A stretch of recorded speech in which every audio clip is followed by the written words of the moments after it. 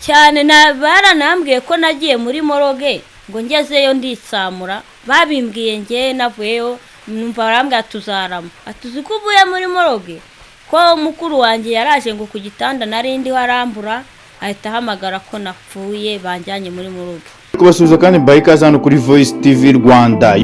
Urumva ko umuryango barawukinze ahangana aho twashiraga ihene ariko hari aho nyirizina twaryamaga hari icyumba cy'abana n'icyumba cyanjye n'umugabo. Umuhungu we yaraje asasura uburiri ari ya matura nasigiye umugabo arayikora arayijyana. Namaze amezi 9 yantemye maze amezi 9 murega bigategwa ndetse hanini ubona ari ubuyobozi butabyitayeho kugira ngo budukize. Yaba ari ubusinzi bibabwara byarabaye umunsi umwe bikarangira. None yari kamere imurimo bivamo no kuba yanyica ubuzima bwanjye bukarangira hanyuma cya kibazo kikibagira. Nabigeje mu muyobozi hakiri kare ndi muzima n'ubu ngubu ndimo ndabaregera mbabwira ko inzu twubakanye rafunze ndi mu kizima amatara yakirizwa mu uwo muryango nabagamo nkasaba kuba bamfungurira hano iyo bwije hano mu mbuga habicura burindi. Kandi kuba naratemwe ko icyo mbonye cyose ndikanga mvuga nti noneho birarangiye. Natangiye mvuga guhera mu kwezi kwa 10 mu 2021 kugeza n'ubu nkirenganywa n'abana be. Naravuze muyobozi kuva kwa mudugudu kugenda kwa gitifu ahubwo gitifu we nabwo yageze ubwo anyimakashe kuri icyo cyemezo cyo gusaba umwunganizi. Nabwo njya kumurega mu karere hanyuma abari bo bamuhamagara abona ubuyima. Kumva ko mu kurenganywa kanje abayobozi nabo barabirangara cyane baranambwiye ko nagiye muri Murugo ngo ngezeyo nditsamura babimbwiye nge navuyeyo numva barambwira tuzarama atuzi ko uvuye muri Murugo ko mukuru wanjye yaraje ngo ku gitanda narindi warambura ahita hamagara ko napfuye banjyanye muri Murugo. Abatuye mu mudugudu wa Gatenga mu kagari ka Gatenga mu murenge wa Gatenga mu karere ka Kicukiro baragaragaza imbogamizi bahura nazo umunsi ku wundi yo imvura iguye ari nyinshi ngo kuko bagerwaho n'amazi menshi ibikoresho bya bamwe bikangirika ndetse hakaba ubwo n'inzu zisenyutse ibyo bavuga ko bikomoka kuri ruhurura itwara amazi aturuka ku musozi wa Rebero ndetse na Nyanza ya Kicukiro yubatswe mu buryo bo banenga ngo kuko mu iyubakwa ryayo hashyizwemo ikorosi ari naryo amazi ageramo yose agahita arenga umuhanda akiroha mu ngo zabo uko yakabaye. Ubundi iyo imvura iguye ikagwa ari nyinshi iriya ruhurura hari iruzura yamara kuzura amazi akaba menshi mu muhanda yabaye mu muhanda arenga umukingo kubera n'imodoka zihanyura agahita sesekara hano mu maso. Nta nubwo ari umwaka umwe ngira ngo ni imyaka bimaze kumbaho gatatu kiri muri iyi nzu. Kuri ishuro nawe urabibona ari za matera zibazuzuyemo amazi zimwe zagiye ibikombe byo kurya amasahani ibintu byose byuzuyemo amazi. Uvuga ngo ikibazo irahurura iyo amazi abaye menshi harimo ikorosa amazi arakubita kugira ngo akomeze agahita yurira mu muhanda agahita komeza akajya kwangiza ibintu. Ngo icyo bafasha abantu nuko bakora muri rakorosi amazi akageza n'ahantu akatagakomeza. Ikintu gihari nuko bakuramo rakorosi amazi akageza akomeza ntakurura mu muhanda. Uko iyo amazi amaze kuba menshi kubera rakorosi ntago abagica muri ruhurura arurira mu muhanda hejuru akazamuka agahita ajya kwangiza ibintu by'abantu. Bamwe n'ubuzu bwo kuri hafi bwa MTN ubonye kuri hano mu manda bwagiye. Ikintu twifuza nuko iriya ruhurura ikata leta yakwiga inyigo ukuntu igahindura bundi nta ruhurura ikata wapi ntago iriya kona wapi ntago na wapi ntago. Hari aho Yongwe TV yageze imvura ihise isanga bahanganye no kugarura isuku mu nzu kuko zose zabaga zuzuyemo amazi ibintu bimwe birimo ibiribwa n'ibiryamirwa byajandamye ibihombo bavuga ko byakabaye kuba byitabwaho bigaherwaho bahabwa ubutabazi bakubakirwa igiruhurura ibateza ibibazo mu buryo bwihuse. Uko mu ngo za bamwe biba bimeze binagaragara ukigera mu muhanda wa kaburimbo mu Gatenga kuko nawo uba warengewe n'isayo ibinyabiziga bihatambuka mu buryo bugoye umunyamaguru we atabona naho akandagiza ikirenge ngo agishingure adasaye. Mu gushaka kumenya niba hari ibisubizo bya vuba biteganywa twavuganye na Rwakazi na Jean Claude umukozi ushinzwe ibikorwa remezo mu karere ka Kicukiro avuga ko ikibazo cy'iyi ruhurura kizwi ariko ko bigoye gutanga icyizere cy'igihe cyazakemurirwamo ngo kuko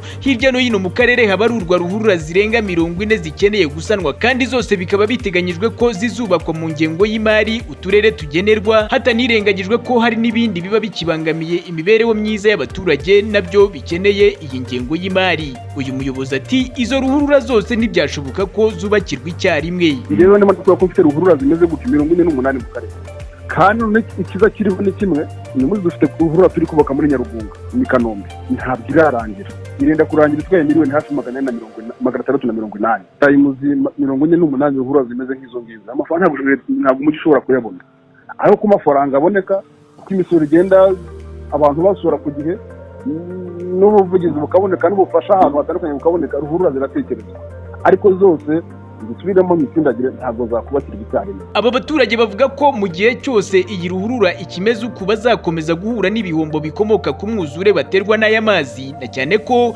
bavuga ko nta na rimwe imvura yagwa ngo ihite nta muturage n'umwe yangirije mu buryo bumwe cyangwa ubundi.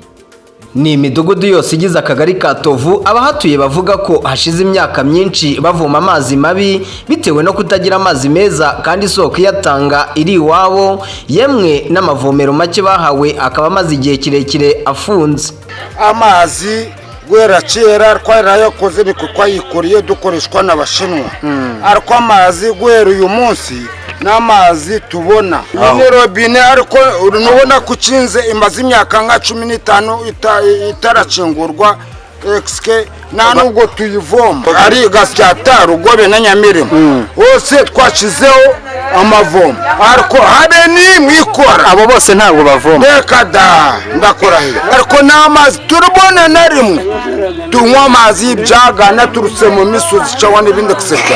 Amazi dufite n'ay'ibishanga amazi ya robine nayo tugira kubera impamvu bagiye baduha inuza zo bubaka ngo tuzajye tubona ivomero ariko ivomero bakaduca amafaranga nayo tukayatanga n'amazi tukayabura ubu tuvoma ibishanga n'amazi tugira inahato.